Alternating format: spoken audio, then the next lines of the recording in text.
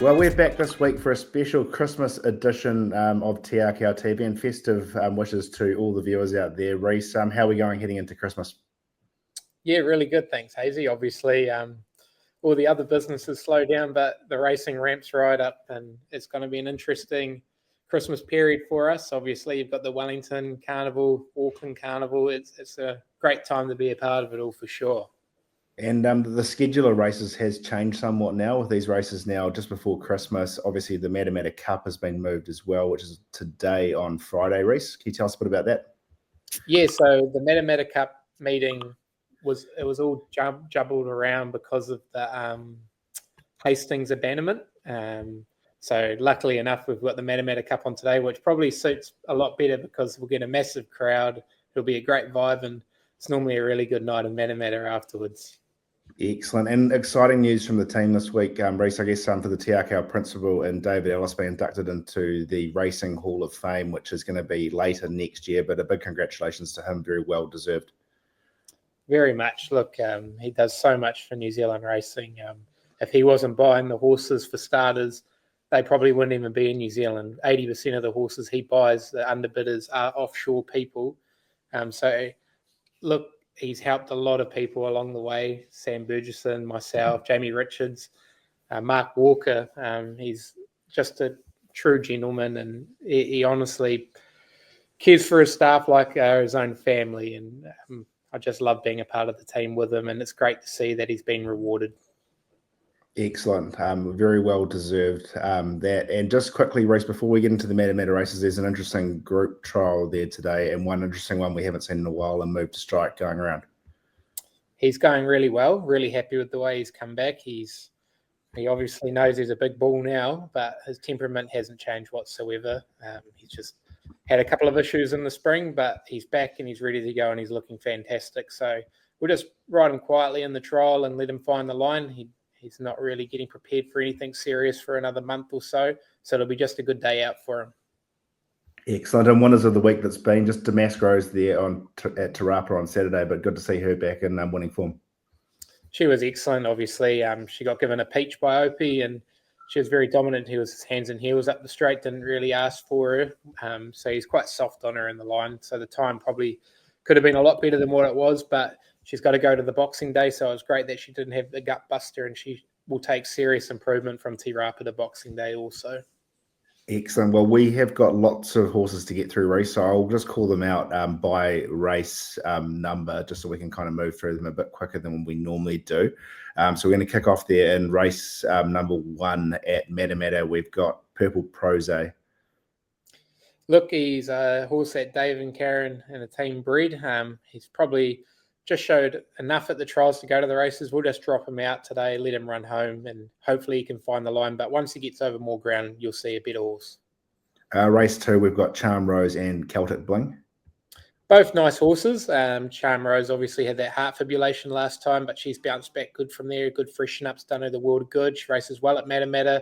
Craig Grills gets on with her well. And Celtic Bling, we think a lot of her. She's definitely not far away from winning one, and she keeps improving like she has from race to race. She should be right in the finish again. Excellent. Race 4, we have got Cognoscenti. Been very disappointing. He was one of the horses we labelled as a 2-year-old. Hasn't really shown it. But look, up to 1,400 metres on pedigree should help him. But you'd like to see a bit of more improvement from him. Race 5, we've got High Roller. Horse that we like a lot. He ran really well at Ellerslie first up. He was in a very strong form race. He's a horse that's on a derby path. Obviously, Stephen Marsh's horse is going to be very hard to beat, but we should get into a nice spot from that draw, and I really think he's going to be right in the finish. Race number 6, Harkonnen, the well-bred son of Savabeel. Good last start on debut. Same situation. He's on a derby path. He's drawn a nice barrier. Obviously, he's up against the winners, but look, it's rating 60 grade, and it's not the greatest bunch of horses. So as long as he gets to the outside and has some clear air, I'm sure he'll be right in the finish. And race 7, the listed Team Whelan's Matamata Cup open handicap over the mile. The bragging rights are definitely up for this one in the Matamata training ranks. 2 take their place. I thought Midnight Blue was good last start at Ellerslie. Looked the winner on the corner there before kind of flattening out in the straight. And My Lips Are Sealed, she's been really good this season, Reece. had a really good spring and seems to continue to be improving and continuing that form. Midnight Blue was excellent, obviously, first run in New Zealand. Just a bit of moisture on the day probably just didn't help us, but he's taken good improvements since then. There's going to be a rock hard track today. It's a lovely day here in Matamata. Expect him to find the top, and he'll show us sight for a long way. And My Lips Are Sealed, she's really come back a great 4-year-old this season, fully matured now. The mile has suits her. She had a quiet tick-over trial in between Tara and today. She races well here. Whether the firm nature of the ground isn't to her liking, we're not 100% sure, but if she can continue to run in the form she's in, she should be right there. Excellent race 8. Incredible having a race at 7:32 p.m. at Matamata. But there you go, Balance of Power and Lady of Court. Balance of Power, fresh up. Obviously, he's going to take improvement from today. 1,400 metres is probably a bit short of his best, but expect to see him finding the line well. Lady of Court, she was good first up at Rotorua. She just was starting to roll into it and got a bit of a check at the top of the straight, which cost her a little bit, but she's taken improvement from there. And as long as she gets into a good spot from the draw, which the draw is not going to help us, we're going to be a long way back, and they probably will run it along, but hopefully she can find the line again. Over to Rapa on Saturday, we kick off in race number 3, Paravane. She's the half-sister to who, Reese? She's a half-sister to Sort of State. She's shown us a lot at the trials. You'd just like to see her carry a little more condition, hence why we've just looked after her. We haven't rushed her into anything too serious, but look, her trial the other day at Akau was excellent. From the draw, she'll end up in a beautiful spot. I think Vinny will really suit her, and hopefully we can head to some black type targets after Saturday. I do think she's going to be awfully hard to beat if she can bring her trial form. And race number 4, Taliska, starting to lob the top weights here in these handicap races. He's going okay. I thought just jockey error first up at Tiara. He bowled along out in front, probably a little too hard, but he's taken improvement from then. I just hope it hasn't hurt him being second up. But look, the horse is looking good and he's fresh and he's happy, and expect him to go well. And the last runner there at Rapa, just the 3 there for the day, Egyptian Queen in race number 5. Yeah, we'll just have to go back from that alley, but she's going honest races. I think the horse that beat her at Tiara, pretty good horse, and Hanky Alpha. But like the draw is going to kill us a bit because they can skip away on the corner at Te Rapa. But if she can bring her best form like she had 12 months ago, she should be right in the finish. Excellent. Over to Trentham there. Some nice races there down the line. We kick off in race number 2, the Breeze Wellington 3-year-old 1200 discretion rules, draws barrier 6 with Opie Boston on board. You would have liked to have seen a bit more from him first up, being a stakes winner as a 2-year-old. But look, he's taken good improvement from there. From the draw, Opie should get into a nice spot. Whether he sits outside lead or leads, we'll just leave it up to Opie. But look, the horse probably needs to show a little more than what he did first up, but expect to see some improvement. And the first Group 2 of the year for the 2-year-olds in the Happy Hire Wakefield Challenge Stakes, 2 last start winners, and Cool Lazzarini, who's been around the traps a bit, going to the South Island as well, and Maricopa Falls, who was really good, sitting on speed last start. Both cheap fillies from the Magic Million sale, so it shows that the price doesn't matter to get them to these 2-year-old races. Look, Kuazarine's been excellent. She's very professional. Bit of rain forecast will hopefully bring her into it more. But look, Kuazabil started off his stallion season in great order. He had a horse run second at Sydney last Saturday, so you can't expect much more from Asai. She'll jump and run, and hopefully she can keep her unbeaten record. And Maricopa Falls couldn't have been any more classy. I think Too Sweet's going to be a genuine chance on the Crack a Million, and the knock her off first up was excellent. She should roll forward as well. Craig Rules did get the choice between the 2 rides, and he did elect to go with Maricopa Falls. But look, if there was any rain, you couldn't split the horses for sure.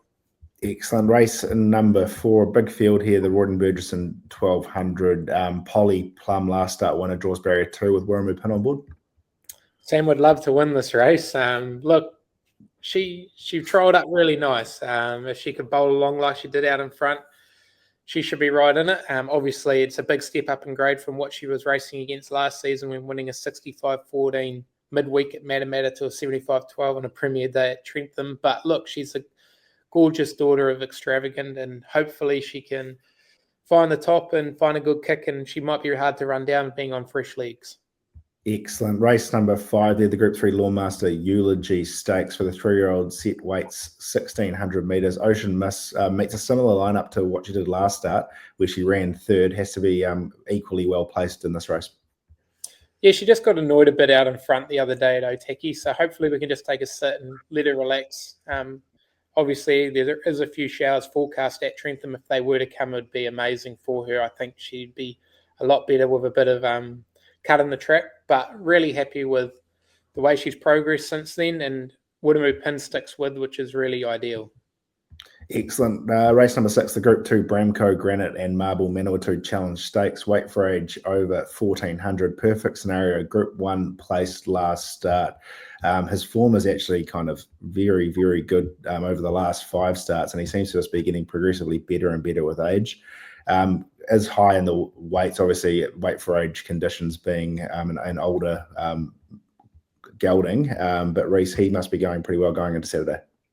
He is. He's flying. I thought that was a career best performance the other day, running third to Ladies Man in La Creek, and he's taken good improvement. I think his peak distance is the 1,400. He's got an excellent record over that trip. Obviously, meets a similar lineup without those two in it on Saturday. From the draw, Opie should be able to give him a peach like Lily did in the Group 1, and hopefully he's there for a long way, and he does deserve it. And race number 7, the Group 3 Humphreys Construction Manawatu Cup over the 2,300. This is a really good lightweight chance. Has been really running in behind them in the placings. Incognito, I'd have to say he's a good chance on Saturday race. He will be. His work on Tuesday morning was amazing. Down in the weights, good draw. Hopefully we don't have to be so far off them like we were in the Counties Cup. And he did cop a bit of that interference from that fall. But look, he's fresh and happy, and hopefully getting up to a trip now that he's been wanting for a little while. He should be right on the finish, and hopefully we can end up at the Queen Elizabeth on New Year's Day. Excellent. And we've got one over there at Pakenham, a new addition to the stable race in the Pakenham Cup. Mark loves finding these horses out of this English digital sale, like he did with Midnight Blue. And this one's not too dissimilar. Can you tell us a bit about I'm a Dirty Rascal? Look, he's a horse that we've purchased off Lloyd Williams. Gay Waterhouse and Adrian Bott did have him in the stable, and he ran during the Melbourne Cup week. So Mark had his eye on him for a little while now. So he has seen him around in Melbourne. But he's had 6 weeks between runs. Mark's done a lot of different things with him. He loves getting these European and older horses and interval training them and teaching them new things, keeping them fresh and happy, a bit of jumping. He's not very well placed at the weights. If it was a true handicap, Mark said he would have had about 48.5 kilos. So that's not ideal. But look, we're still learning a lot about the horse. He's on a path to hopefully he'll end up in the Auckland Cup. But whatever he does do on Saturday, once we get to know him even more, he'll be right in the finish for races for sure. Excellent. Reese, where are we going for the best bet this weekend? Look, I think Hakkinen in race 6 today at Matamata, he's going to be very tough to beat. But High Roller will be very close as well. Excellent. Well, thanks for your time again, Reese. Have a good Christmas. What's the plans for Christmas, mate?